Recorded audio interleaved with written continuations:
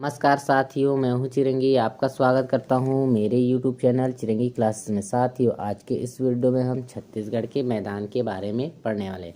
साथियों, इसके पिछले वाले वीडियो में हमने छत्तीसगढ़ के प्राकृतिक विभाजन को पढ़ा था।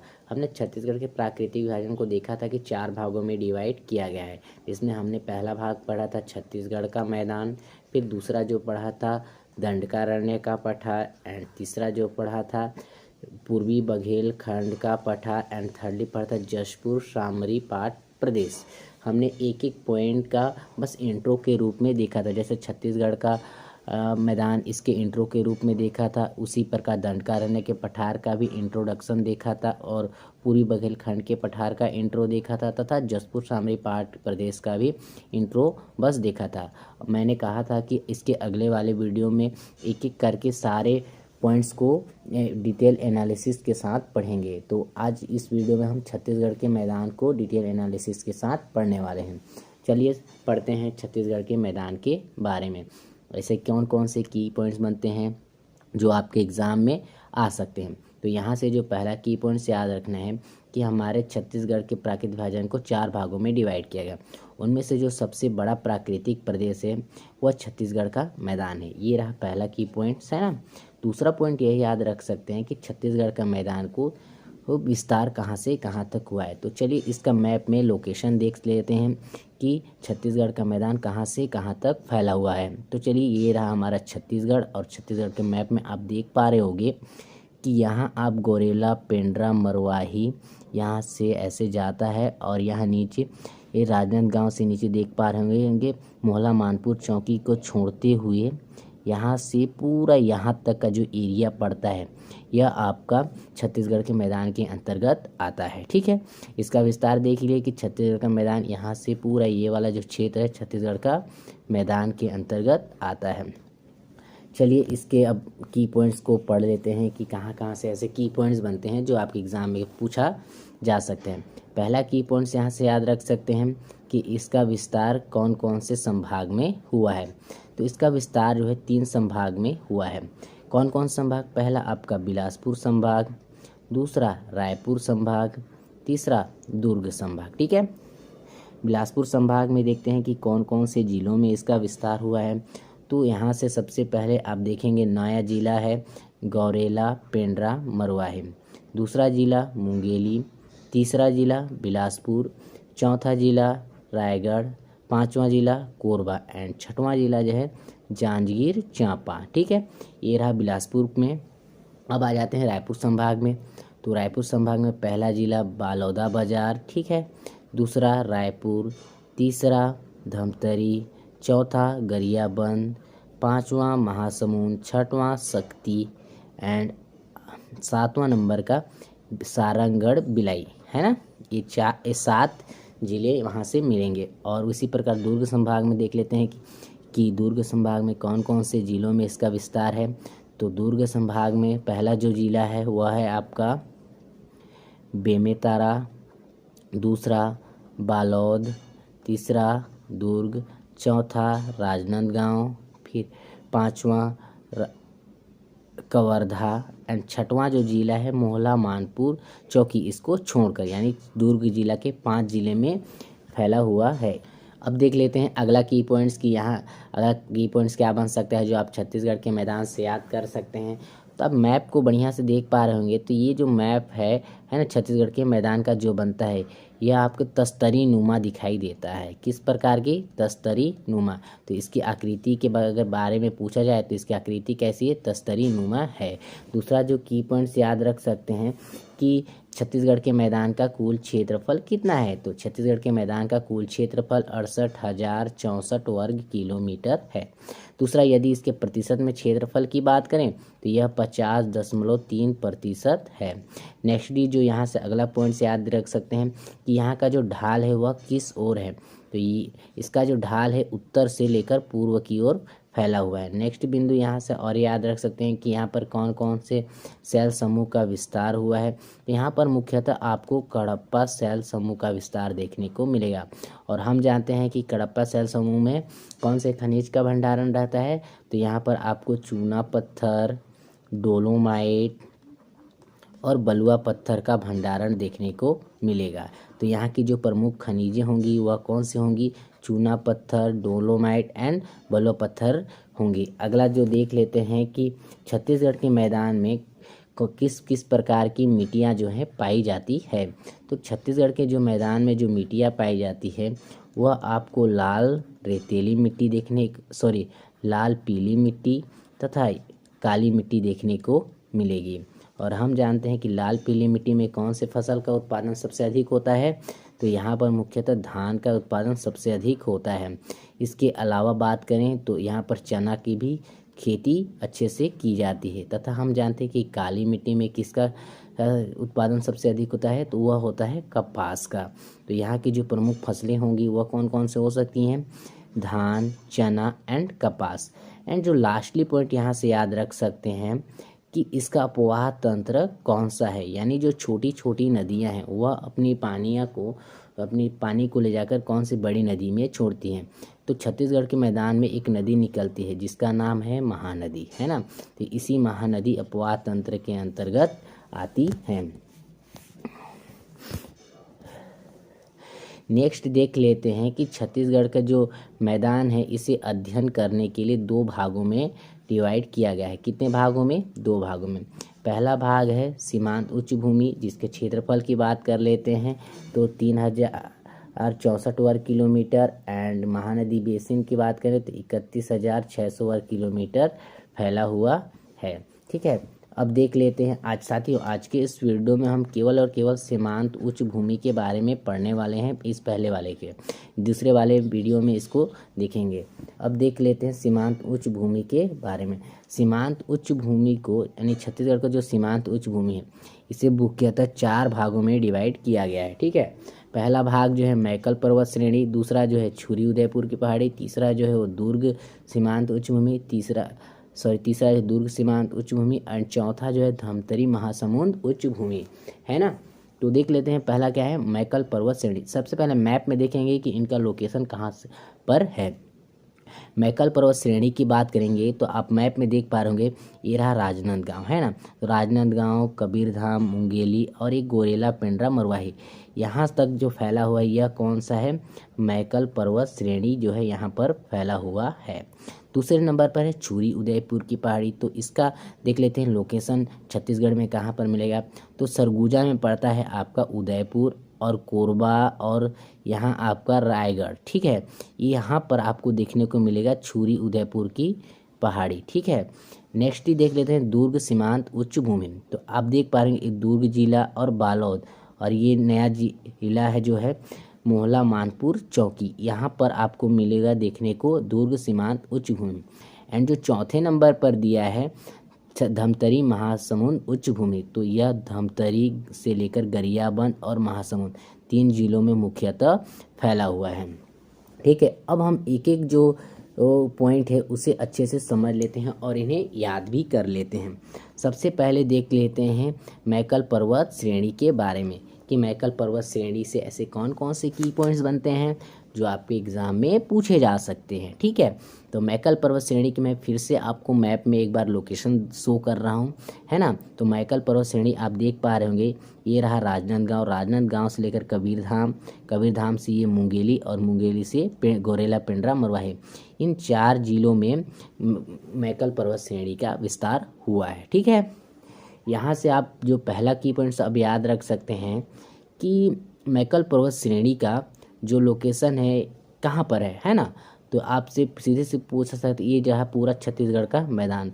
तो आप देख पा रहे हैं ये छत्तीसगढ़ मैदान की मध्य पश्चिम मैदान, ये पश्चिम दिशा है, तो मध्य पश्चिम दिशा में जो है इसका विस्तार हुआ है।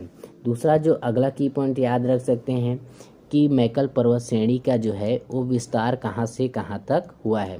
तो मैकल पर्वत श्रेणी का मुख्यतः 4 जिलों में देखने को मिला है। पहला जिला कौन सा है? तो वह आपको राजनांदगांव जिला, दूसरा जो जिला है वह आपका कवर्धा या कबीरधाम जिला, एंड तीसरा जिला है गोरेला पेंड्रा मरवाही, एंड लास्ट जो जिला पड़ता है आपका मुंगेली। ठीक है, अब देख लेते हैं कि राजनांदगांव जिले के कौन कौन से तहसीलों में मैकल पर्वत श्रेणी का विस्तार हुआ है। तो राजनांदगांव जिले के सबसे पहला जो जिला हुआ है वह आपको खैरागढ़, ठीक है, दूसरे नंबर पर डोंगरगढ़, है ना, एंड तीसरा जो है छुई खादान, ठीक है। याद रखिएगा 3 तहसीलों में खैरागढ़, डोंगरगढ़ और छुई खादान।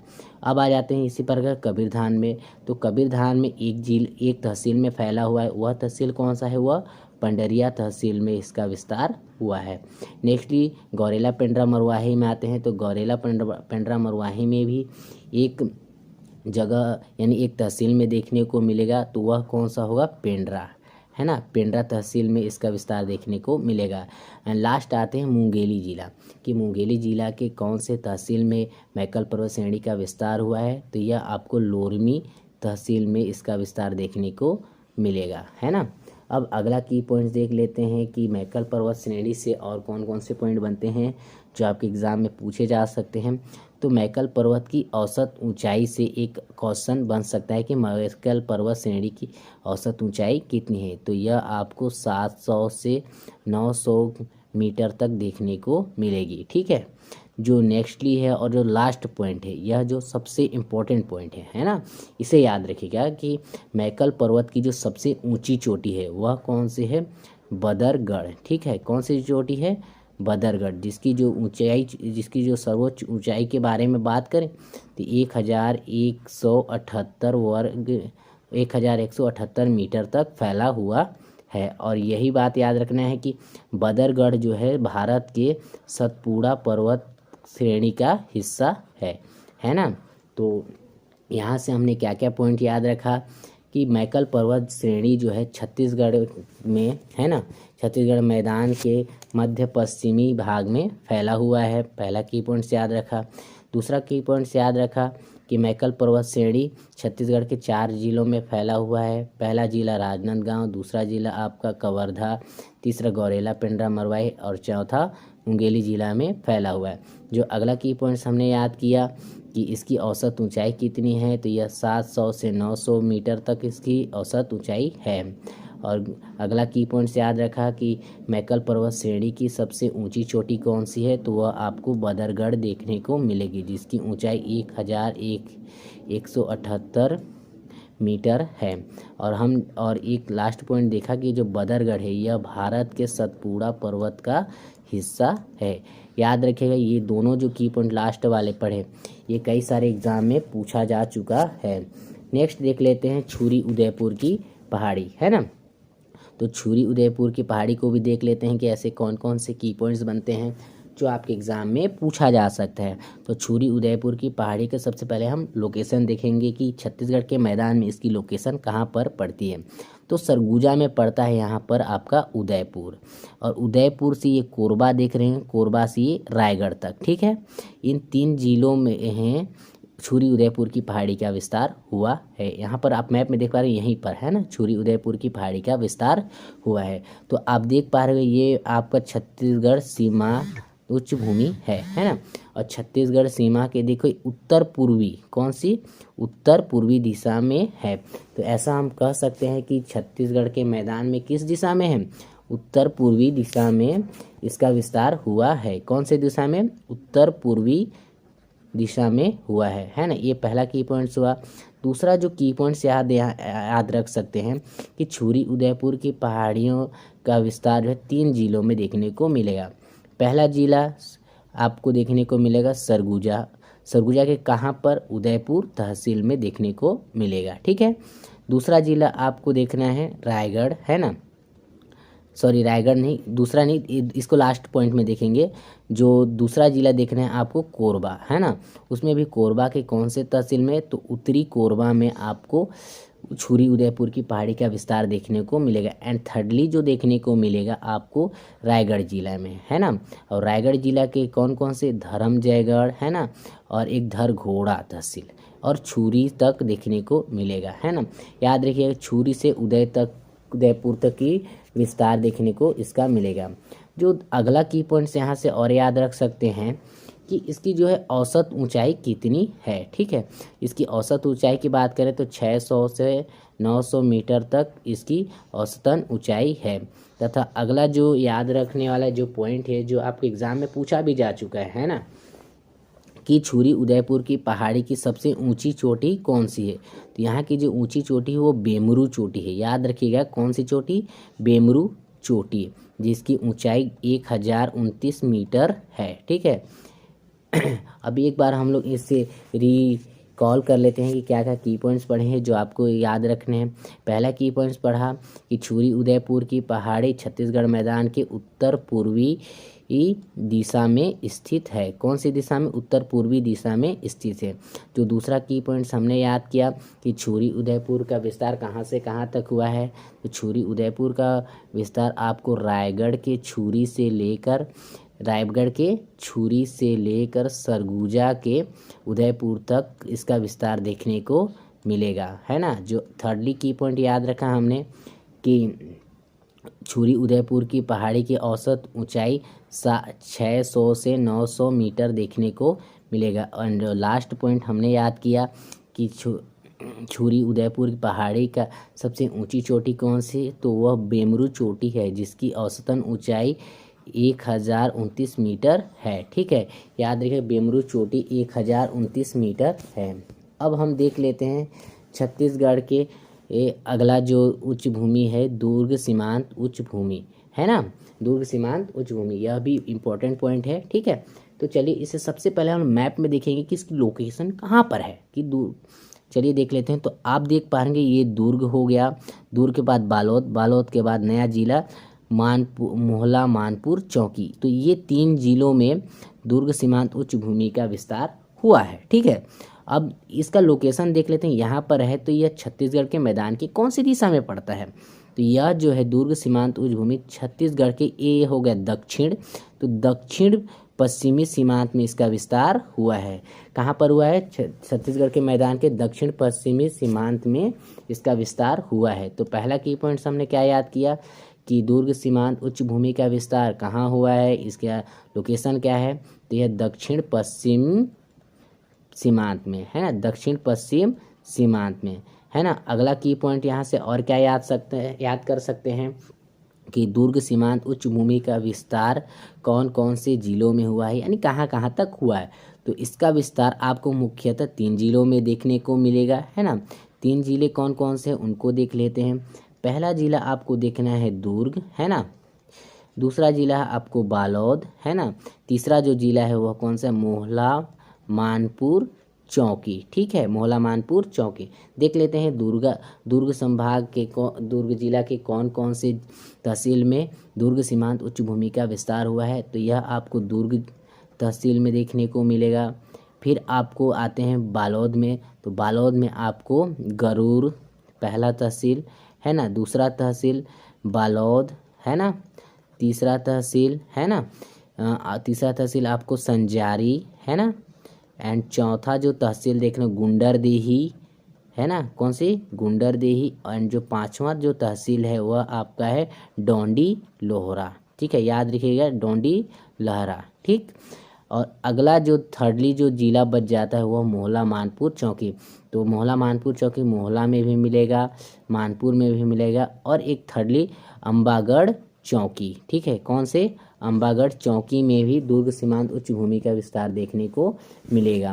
नेक्स्टली की पॉइंट्स और यहाँ से क्या याद रख सकते हैं कि दुर्ग सीमांत उच्च भूमि की औसत ऊंचाई कितनी है। तो दुर्ग सीमांत उच्च भूमि की औसतन ऊंचाई आपको 500 से 900 मीटर तक इसकी औसतन ऊंचाई देखने को मिलेगी। जो नेक्स्टली की पॉइंट यहाँ से याद रख सकते हैं कि दुर्ग सीमांत उच्च भूमि की कोई एक ऊंची चोटी भी तो होगी ना। तो यहाँ की जो ऊंची चोटी है वह है दल्ही राजहरा की पहाड़ियाँ। कौन सी है, दल्ली राजहरा की पहाड़ियाँ प्लस डोंगरगढ़ की पहाड़ियाँ। ठीक है, कौन सी, डोंगरगढ़ की पहाड़ियाँ। तो दल्ली राजहरा की पहाड़ियों की जो औसतन ऊंचाई की बात करें तो यह आपको 700 मीटर देखने को मिलेगा, और जो डोंगरगढ़ की जो पहाड़ियाँ हैं यह आपको 704 मीटर तक इसका विस्तार ऊंचाई देखने को मिलेगा। और याद रखिएगा कि दल्ही राजहरा और डोंगरगढ़ से ही आपका लौह अयस्क का उत्पादन किया जाता है, उत्खनन यानी किया जाता है। तो हमने क्या क्या की पॉइंट्स याद किए उसे एक बार रिकॉल कर लेते हैं। दुर्ग सीमांत उच्च भूमि से। तो दुर्ग सीमांत उच्च भूमि से हमने सबसे पहला जो की पॉइंट्स याद रखा कि इसकी लोकेशन छत्तीसगढ़ के दक्षिण पश्चिमी सीमांत में फैला हुआ है। दूसरा की पॉइंट्स याद रखा कि यह छत्तीसगढ़ के 3 जिलों में फैला हुआ है। पहला बालोद, दूसरा दुर्ग, तीसरा मोहला मानपुर चौकी, है ना। बालोद जिला के कौन कौन से जिलों में, तो गरुड़, पहला देखा गरुड़, दूसरा संजारी, तीसरा देखा डोंडी लोहरा, चौथा देखा गुंडरदेही और पांचवा जो देखा वह बालोद था, ठीक। और दुर्ग जिला, दुर्ग तहसील में, और मोहला मानपुर के देखे तो मोहला तहसील, मानपुर तहसील और अम्बागढ़ तहसील में इसका विस्तार देखने को मिला। एंड जो अगला की पॉइंट्स यहाँ से याद किया कि दुर्ग सीमांत उच्च भूमि की औसतन ऊंचाई कितनी है, तो यह 500 से 900 मीटर तक की इसकी औसतन ऊंचाई है। एंड जो चौथा की पॉइंट्स याद रखा कि इसकी ऊंची चोटी कौन सी है, तो यहाँ पर दल्ली राजहरा की पहाड़ियाँ पाई जाती हैं। उसके अलावा डोंगरगढ़ की पहाड़ियाँ पाई जाती हैं। दल्ली राजहरा की औसतन हाईएस्ट पीक की बात करें तो यह 700 मीटर तक फैली ऊंची है, और डोंगरगढ़ की आपको 704 मीटर तक फैला हुआ है। और यहाँ से एक और की पॉइंट्स याद रखा कि दल्ली राजहरा और डोंगरगढ़ से आपको लौह अयस्क का उत्खनन किया जाता है। नेक्स्टली एंड लास्ट पॉइंट देख लेते हैं, धमतरी महासमुंद उच्च भूमि, ठीक है। धमतरी महासमुंद उच्च भूमि, तो चलिए इसे भी एक बार मैप में इसका लोकेशन देख लेते हैं कि कहाँ पर स्थित है। तो आप देख पा रहे होंगे ये रहा धमतरी, धमतरी के बाद गरियाबंद, गरियाबंद के बाद महासमुंद, यहीं पर मिलता है आपका धमतरी महासमुंद उच्च भूमि, सीमांत उच्च भूमि का विस्तार, ठीक है। तो यहाँ पर जो विस्तार हुआ है आप देख पा रहे हो, इसका लोकेशन के बारे में बात कर सकते हैं कि यह छत्तीसगढ़ के दक्षिण पूर्वी, कौन सी, दक्षिण पूर्वी दिशा में इसका विस्तार हुआ है। दूसरा की पॉइंट देख लेते हैं कि धमतरी महासमुंद उच्च भूमि का जो विस्तार है कौन कौन से जिलों में हुआ है, तो यह मुख्यतः आपको 3 जिलों में देखने को मिलेगा। पहला जो जिला है वह धमतरी है, दूसरा जिला गरियाबंद, तीसरा जो जिला है वह महासमुंद। देख लेते हैं कि धमतरी के कौन कौन से तहसीलों में धमतरी महासमुंद सीमांत उच्च भूमि का विस्तार हुआ है। तो धमतरी के मुख्यतः 2 तहसीलों में इसका विस्तार देखने को मिलेगा। पहला धमतरी एंड दूसरे नंबर पे आता है आपका कुरुद, कौन सा आता है, कुरुद, है ना। कुरुद तहसील में इसका विस्तार देखने को मिलेगा। अब आ जाते हैं गरियाबंद, तो गरियाबंद के कौन कौन से तहसील में, तो यह गरियाबंद तहसील और राजिम तहसील में इसका विस्तार देखने को मिलेगा। इसी प्रकार महासमुंद में आ जाते हैं कि महासमुंद के कौन कौन से तहसीलों में, तो पहला तहसील महासमुंद और जो दूसरा तहसील होगा वह कौन सा हो जाएगा, सरायपाली, है ना, याद रखिए कौन सा, सरायपाली। अब जो अगला पॉइंट यहाँ से याद रख सकते हैं कि इसकी जो है औसत एवरेज ऊंचाई कितनी है, तो इसकी औसत ऊंचाई 220 मीटर तक इसकी औसत ऊंचाई है। जो अगला जो लास्ट पॉइंट यहाँ से और याद रख सकते हैं कि धमतरी महासमुंद की सबसे ऊंची चोटी कौन सी है, तो यहाँ पर ऊंची चोटी आपको मिलेगी शिशुपाल की पहाड़ियाँ, कौन से मिलेगी, शिशुपाल की पहाड़ियाँ। और शिशुपाल की पहाड़ी की सबसे जो ऊंची चोटी है वह आपकी कौन सी है, धारी डोंगर, जिसकी हाईएस्ट ऊंचाई कितनी, 8099 मीटर तक फैली हुई है। साथियों अब एक बार रिकॉल कर लेते हैं कि हमने क्या क्या पढ़ा। हमने पढ़ा छत्तीसगढ़ के धमतरी महासमुंद सीमांत उच्च भूमि का विस्तार। इसका लोकेशन देखें तो यह लोकेशन आपको दक्षिण छत्तीसगढ़ मैदान के दक्षिण पूर्वी सीमांत में इसका विस्तार हुआ है। दूसरा की पॉइंट्स यहाँ से देखा कि इसका विस्तार आपको मुख्यतः 3 जिलों में देखने को मिलेगा। पहला आपको धमतरी, दूसरा आपको गरियाबंद, तीसरा आपका महासमुंद, ठीक है। तो धमतरी के 2 जिलों में कुरुद और धमतरी में इसका विस्तार है ना। गरियाबंद के 2 तहसील, गरियाबंद प्लस राजिम तहसील में, और इसी प्रकार महासमुंद के भी 2 तहसील में, तो पहला महासमुंद और दूसरा सरायपाली में, ठीक। जो अगला की पॉइंट्स यहाँ से याद रखा कि इसकी धमतरी महासमुंद उच्च भूमि की जो औसतन ऊंचाई है वह आपको 220 मीटर तक देखने को मिलेगा। अगला जो लास्ट की पॉइंट याद रखा कि धमतरी महासमुंद में एक पहाड़ियाँ पाई जाती है। पहाड़ी क्या है, शिशुपाल की पहाड़ी, ठीक है। कौन सी है, शिशुपाल की पहाड़ी। और इसी शिशुपाल की पहाड़ी की जो सर्वोच्च चोटी है वो कौन सी है, धारी डोंगर, जिसकी जो ऊंचाई की बात करें तो 899 मीटर इसकी ऊंचाई है। साथियों, ये रहा आज का सेशन। आपको कैसा लगा कमेंट जरूर कीजिएगा। साथियों, इसके अगले वाले वीडियोस में हम छत्तीसगढ़ मैदान के अगले वाले वीडियो जैसे छत्तीसगढ़ मैदान के बारे में, यानी महानदी बेसिन के बारे में पढ़ने वाले हैं, है ना। तो चलिए, तब तक के लिए हमें इजाज़त दीजिए, मिलते हैं अगली वीडियो में।